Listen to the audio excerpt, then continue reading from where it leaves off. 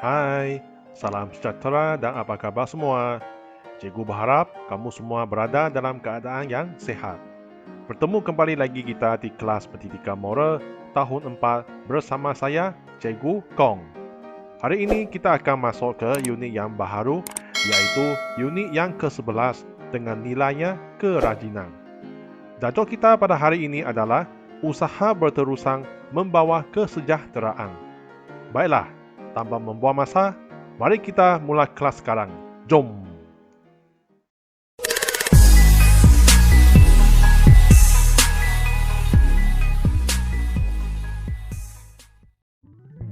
Terlebih dahulu, mari kita lihat apakah maksud nilai kerajinan. Kerajinan bermaksud usaha yang berterusan penuh dengan semangat, ketekunan, kecekalan, kegigihan, dedikasi dan berdaya maju dalam melakukan sesuatu perkara. Pada topik hari ini, kita akan belajar cara-cara mengamalkan sikap rajin di kawasan kejiranan kita. Baiklah, sekarang mari kita lihat buku teks pada muka surat 94 dengan tajuknya Usaha Berterusan Membawa Kesejahteraan.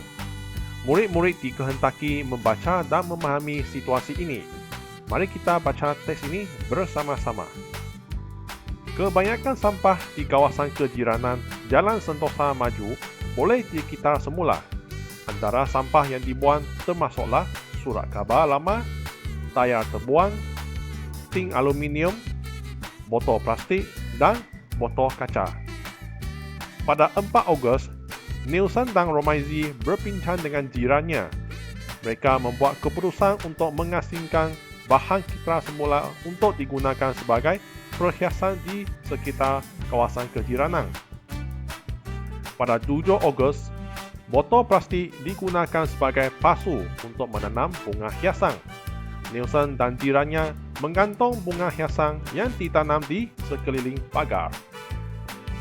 Pada 10 Ogos, Nielsen dan jiran bersungguh-sungguh untuk menghasilkan tempat duduk daripada tayar terbuang. Tempat duduk itu diletakkan di taman permainan untuk kegunaan jiran. Sekarang, mari kita sambung ke muka surat 95. Pada 12 Ogos, jiran Nielsen menganyam kertas terpakai untuk dijadikan bako. Bako tersebut dijual di kawasan kejiranan lain. Pada 16 Ogos, Romaizi dan jiran menyusun ting serta botol kaca yang telah dicat untuk menghasilkan papan tanda. Mereka bersemangat menghasilkan papan tanda selamat datang yang terbesar. Pada 20 Ogos, kawasan kejiranan Jalan Sentosa Maju menerima anugerah Taman Inovasi. Sikap dedikasi yang ditunjukkan oleh semua jiran mewujudkan kehidupan yang sejahtera dan harmoni.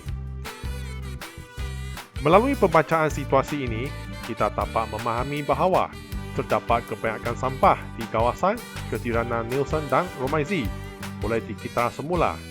Jadi, Nielsen dan Romaizi telah membuat perbincangan dengan jiran mereka dan membuat keputusan untuk mengasingkan bahan kita semula dan digunakan sebagai perhiasan di sekitar kawasan kejiranan mereka. Antara perhiasan yang telah dilakukan oleh mereka ialah botol plastik digunakan sebagai pasu, tayar terbuang dihasilkan menjadi tempat duduk, menganyam kertas terpakai untuk dijadikan bako dan menyusun ting serta botol kaca yang telah dicat untuk menghasilkan papan tanda selamat datang. Akhirnya, dengan adanya sikap dedikasi dan kerajinan yang ditunjukkan oleh semua jiran, kawasan kejiranan Jalan Sentosa Maju telah menerima anugerah Taman Inovasi. Baik, bagaimanakah Nielsen dan Romaizi mengamalkan sikap rajin di kawasan kejiranannya? Ya, tadi cikgu sudah terangkan. Nielsen dan Romaizi telah membuat perbincangan dengan jiran mereka dan mereka telah mengambil inisiatif untuk menghiaskan kawasan kejiranan mereka. Jadi, apakah sikap rajin yang telah ditunjukkan oleh mereka berdua ini? Okey, yang pertama, mereka telah bersama-sama mengasingkan bahan kita semula untuk digunakan sebagai perhiasan di sekitar kawasan kejiranan mereka. Yang kedua, menanam bunga hiasan dengan pasu yang dihasilkan daripada botol plastik.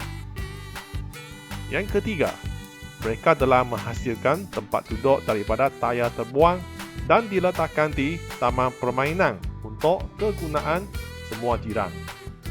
Dan yang keempat, mereka telah menganyam kertas terpakai untuk dijadikan bako dan dijual di kawasan kejiranan mereka. Dan yang kelima, mereka telah menyusun ting serta botol kaca yang telah dicat untuk menghasilkan papan tanda selamat datang.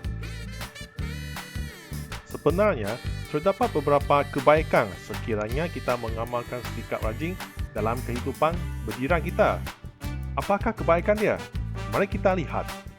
Yang pertama, kawasan kejiranan akan menjadi bersih dan bebas daripada sampah sarap. Yang kedua, kawasan kejiranan kita akan menjadi ceria, cantik dan selesa. Yang ketiga, semua jiran dapat menggunakan kemudahan yang telah disediakan dengan selamat dan senang hati. Dan yang keempat, akan membantu aktiviti untuk menjana pendapatan dan ekonomi di kawasan kejiranan. Contohnya, seperti Taman Sentosa Maju tadi. Mereka telah menganyam kertas untuk menjadikan bako dan dijual di kawasan kejiranan mereka. Okey, dan yang kelima, akan mewujudkan kawasan kejiranan yang harmoni, sejahtera dan saling membantu. Baik, sekarang mari kita lihat apakah contoh sikap rajin yang boleh kamu lakukan dalam kehidupan harian di kawasan kejiranan kamu. Di sini cikgu telah memberikan beberapa contoh sikap rajin yang kamu boleh lakukan ataupun yang boleh kamu amalkan di kawasan kejiranan kamu. Yang pertama, kamu boleh menanam pokok bunga bagi menceriakan dan mencantikkan kawasan kejiranan kamu. Yang kedua, kamu boleh mengutip sampah dan membersihkan kawasan kejiranan. Sebab itu bukan tanggungjawab semua jiran. Ia adalah tanggungjawab bersama. Okey. Dan yang ketiga, membersihkan parit supaya tidak tersumpat. Keempat, kamu perlu memastikan kawasan rumah sendiri sentiasa bersih dan kemas supaya dapat dicontohi oleh jiran kamu. Apakah perasaan kamu sekiranya kamu bersikap rajin dalam hidup berjiran? Ya, mestilah kamu berasa gembira. Kalau kamu sudah berasa gembira, kamu akan berasa bangga, rasa dihargai dan kamu akan berasa bersyukur kerana kamu dapat hidup bersama dengan jiran kamu dalam keadaan yang harmoni dan tenteram.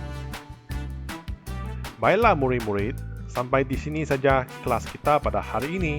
Cikgu berharap kamu semua seronok dengan aktiviti yang telah cikgu sediakan dalam video ini. Sekiranya kamu suka akan video ini, jangan lupa tekan butang subscribe, like, komen dan share kepada rakan-rakan yang lain. Sekian, terima kasih, selamat belajar dan jaga diri baik-baik. Kita jumpa lagi di video yang akan datang. Bye-bye.